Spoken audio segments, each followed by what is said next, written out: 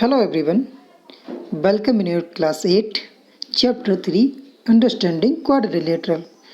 तो ये आपका आज का पहला लेक्चर है और इस चैप्टर का भी पहला है। तो आपको क्या करना है, आज हम पढ़ते हैं चैप्टर 3 क्लास 8 का ना। पिछले फर्स्ट और 2 चैप्टर हम कंप्लीट कर चुके हैं, जिसमें से हमने आपके एक्सरसाइज क्वेश्चंस भी कवर किए थे। इस वाले चैप्टर में आज हम शुरू करते हैं इसके इंट्रोडक्शन पार्ट से, और इसी टाइप से आपको एक्सरसाइज में क्वेश्चन भी मिलते जाएंगे। तो बात करते हैं पॉलीगन्स की। What is polygon? A simple closed curve made up of only line segment. मतलब ये हुआ कि कोई भी एक ऐसा क्लोज कर्व, मतलब क्लोज फिगर जो आपको दिखाई पड़े, जो लाइन सेगमेंट से मिलकर बना होता है, पॉलीगन्स कहलाता है।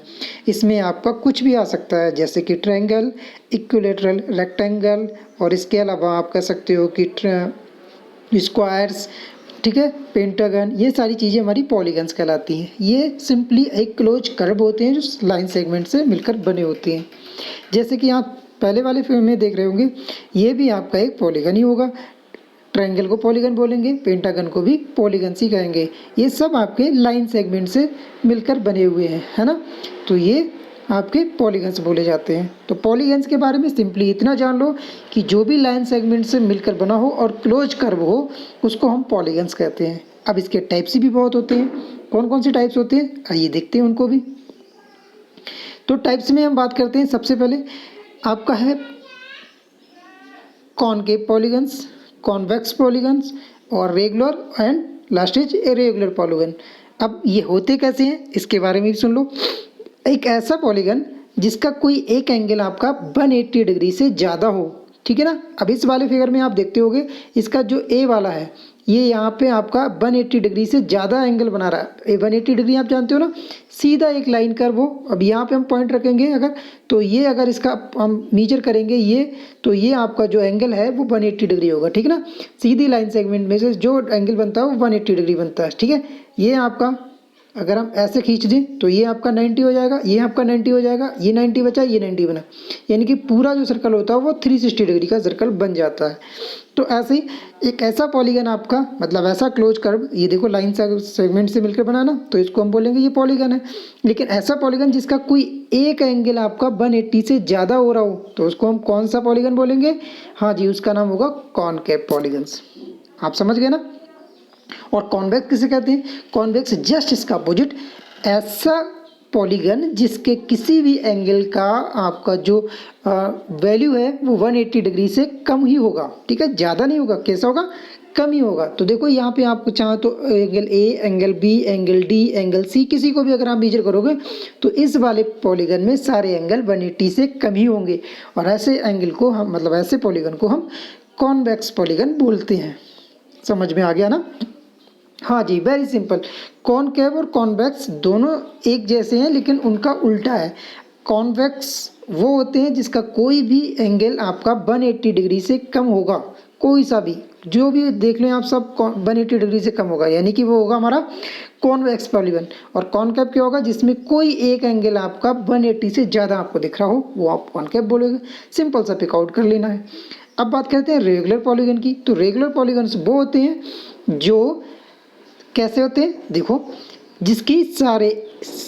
जिसके सारे एंगल आपके इक्वल होंगे और जिसके सारी साइड्स आपकी इक्वल होंगी, तो ऐसे पॉलीगन्स को हम रेगुलर पॉलीगन्स बोलते हैं।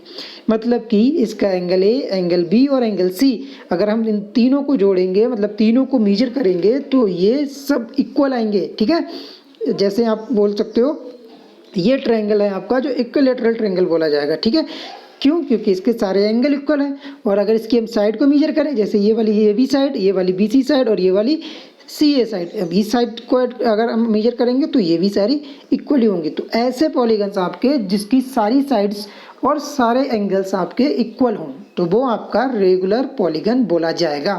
क्या आप मुझे इसका एक और एग्जाम्पल दे सकते हैं? तो हाँ, आपके मन में बिल्कुल आता होगा, स्क्वायर। स्क्वायर के सारे एंगल और सारी साइड्स कैसी होती हैं? हाँ जी, वो होती हैं हमारी इक्वल। तो हम कह सकते हैं कि जो स्क्वायर है वो भी हमारा रेगुलर पॉलीगन बोला जाएगा। आप समझ गए ना।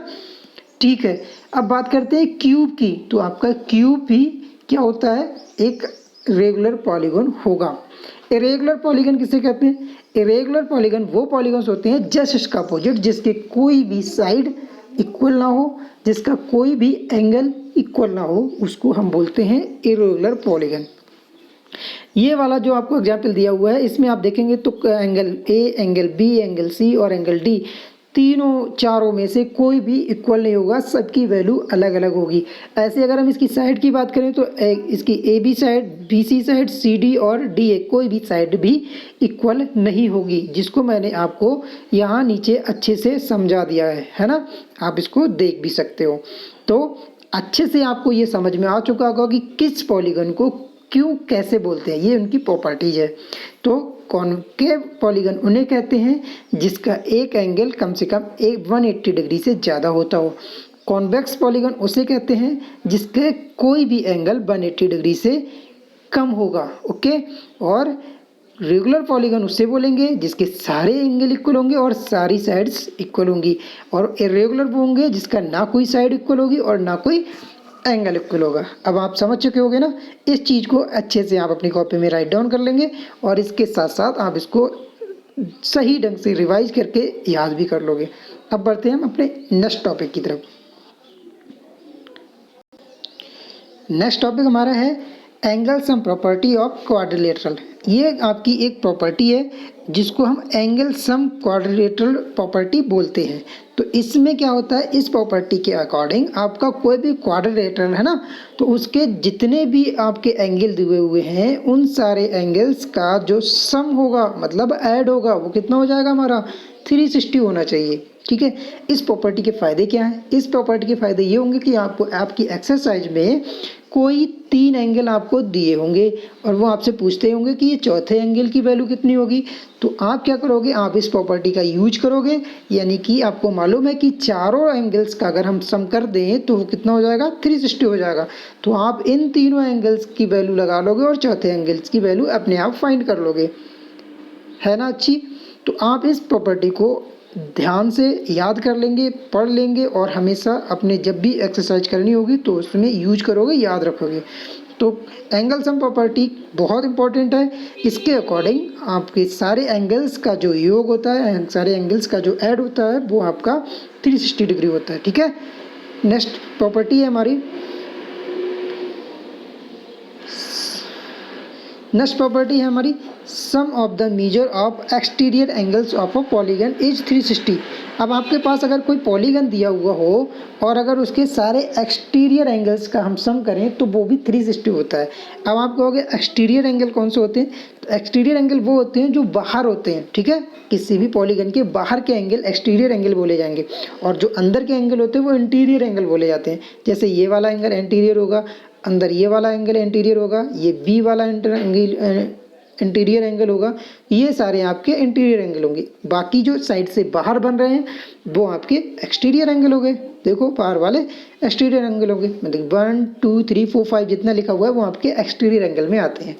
अब इसकी प्रॉपर्टी ये है कि अगर आप इन सारे एंगल्स को ऐड कर दोगे तो इनका जो सम आना चाहिए वो 360 आना चाहिए। इसका मतलब ये हुआ।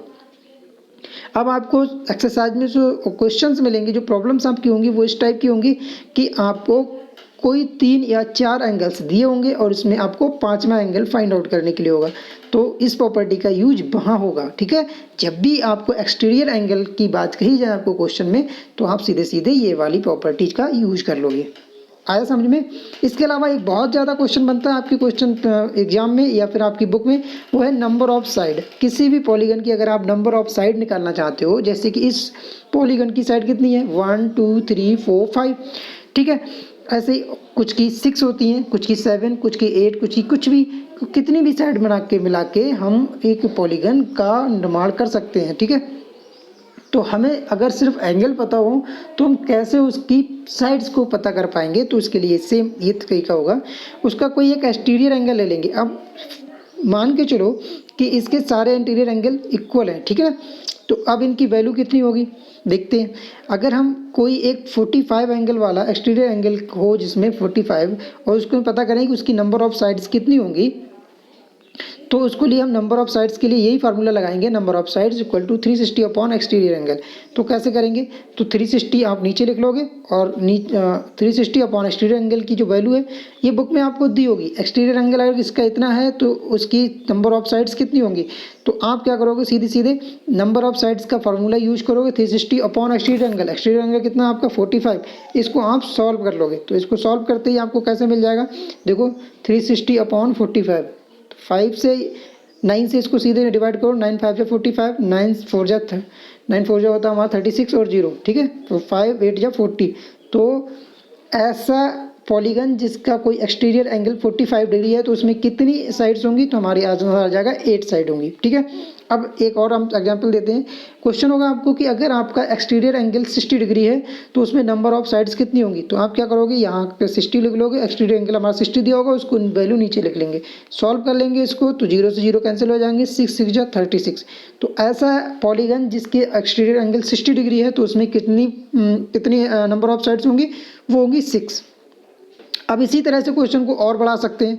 अगर आपको नंबर ऑफ साइड्स दी हो और एक्सटीरियर एंगल पूछे तो आप कैसे निकालोगे। अब जैसे यही देखो, इसमें आपको नंबर ऑफ साइड्स दी हुई है, कितनी है 1 2 3 4 5, तो आपसे पूछे कि इसका एक्सटीरियर एंगल की वैल्यू कितनी होगी, तो आप कैसे निकालोगे, नंबर ऑफ साइड में सीधे लिख लोगे 5 और इक्वल 360 यहाँ लिख लोगे और अपॉन यहाँ हो जाएगा आपका एक्सटीरियर एंगल, ठीक है।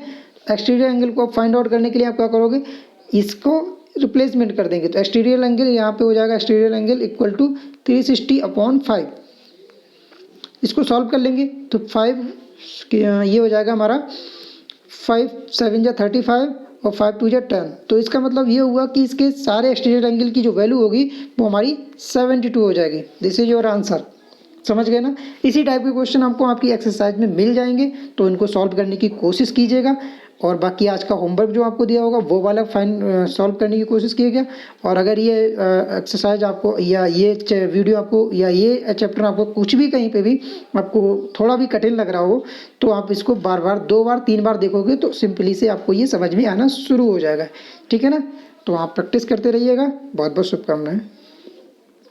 और इसकी नेक्स्ट वीडियो के लिए हम जल्दी कल मिलते हैं।